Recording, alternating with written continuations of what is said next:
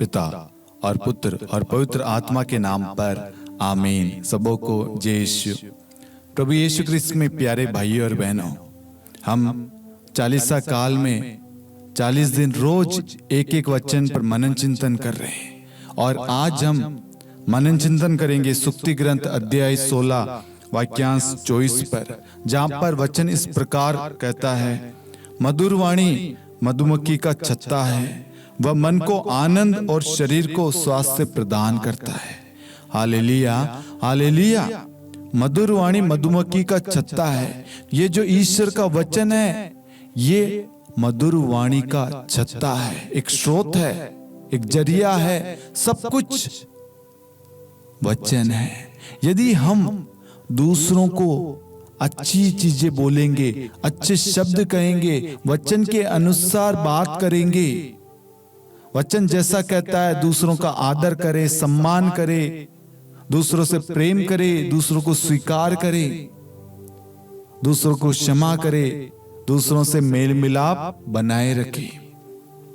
ये सब हमारे बोलने से, हमारे आचरण से, हमारे व्यवहार से होता है। यदि हम जो शब्द बोलते हैं उसमें मिठास नहीं है, मधुरता नहीं है, तो आपके रिश्तों में, उस वार्तालाप में ना आनंद होगा, ना उमंग होगा, ना खुशी होगी, ना मिठास होगी, ना शांति होगी।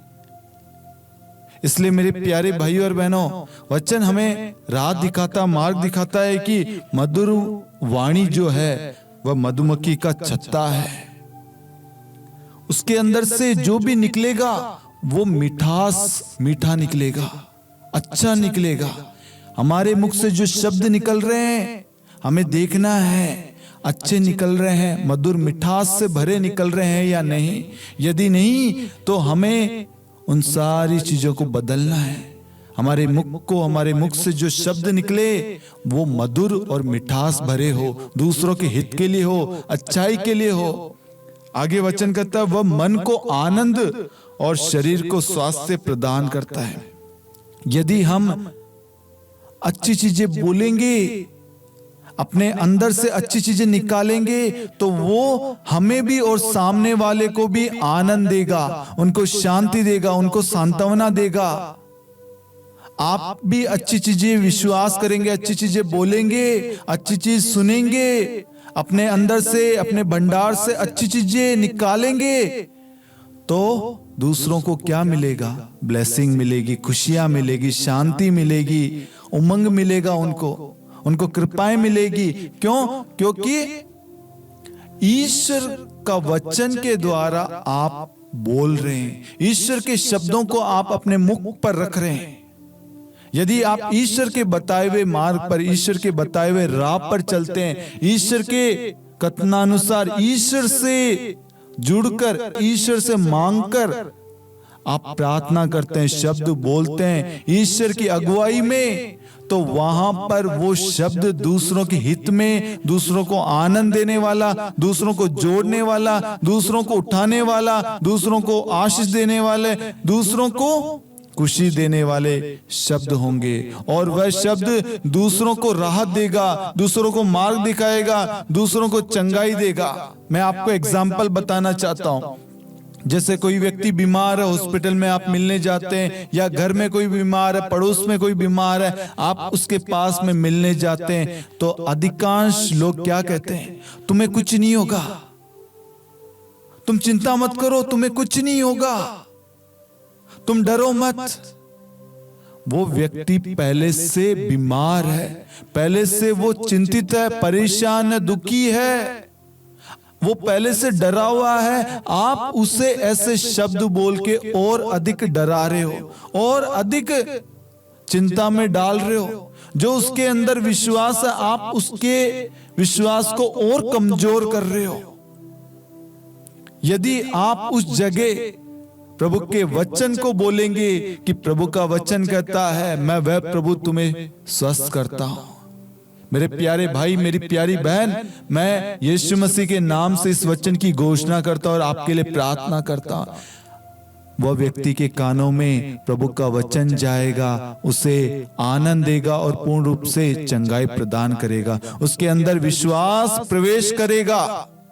हमें हर जगह हर क्षण देखना है हम दूसरों के हित के लिए, दूसरों के अच्छाई के लिए, दूसरों के राह के लिए, मार्ग के लिए, दूसरों को आगे बढ़ाने के लिए शब्द बोल रहे हैं या उनको गिराने के लिए। हम अपने अंदर से कैसे शब्द निकाल रहे हैं, हमें उन शब्दों पर ध्यान देना है। यदि कोई व्यक्ति आपसे प्रार्थना करने के लिए आता है, आपसे राह मांगता है, मार्गदर्शन मांगता है, आप उसको प्रभु के वचन के द्वारा राह दिखाएं कि प्रभु कहता है चिंता मत कर, मैं तेरे साथ हूं, डर मत। और यदि आप उस जगह अपने शब्दों को रखेंगे, तेरे साथ ऐसा होगा, तू मर जाएगा, तेरे साथ ऐसा होने वाला है, वो होने वाला है, ये होगा, नहीं, उससे हमें प्रभु से दूर नहीं, हमें प्रभु के करीब लाना है, प्रभु की उपस्थिति का अनुभव कराना है, प्रभु के प्रेम के बारे में, प्रभु के सामर्थ्य, शक्ति, बल के बारे में बताना है। प्रभु तोड़ने के लिए नहीं, जोड़ने के लिए आया, प्रभु निराशा के लिए नहीं, आशा के लिए आया, प्रभु गिराने के लिए नहीं, उठाने के लिए आया है, प्रभु बीमारी के लिए नहीं, प्रभु बीमारी से चंगाई प्रदान करने के लिए। और हम क्या कर रहे हैं, हम उन सब को प्रभु से दूर करते हैं अपने शब्दों के द्वारा।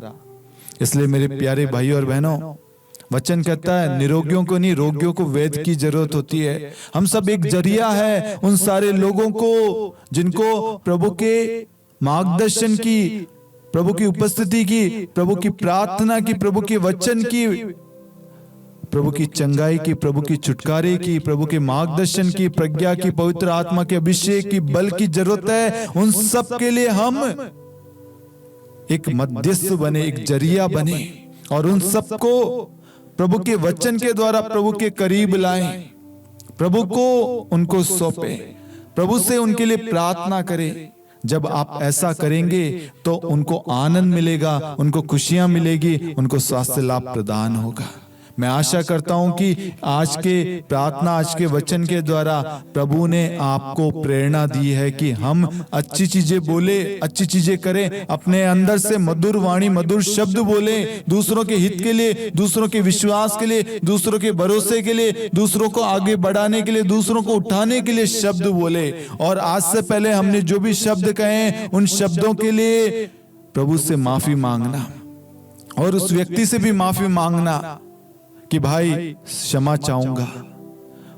प्रभु से कहना, प्रभु मुझे पवित्र आत्मा के द्वारा बताइए। पवित्र आत्मा आपको बताएगा कि आपने अपने शब्दों के द्वारा किन किन व्यक्तियों को दुख दिया है, किन किन क्षण आपने उनको धोखा दिया हो, गिराया हो, उनके लिए बुराई की हो, उनको दुख पहुंचाया हो। जब आप पवित्र आत्मा के द्वारा प्रार्थना करेंगे, सहायता मांगेंगे, पवित्र आत्मा आपको सब कुछ बता देगा।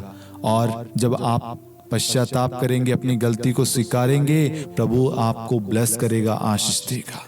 प्रभु आप सभी के साथ हो, पिता और पुत्र और पवित्र आत्मा के नाम पर आमीन। सबों को जय यीशु।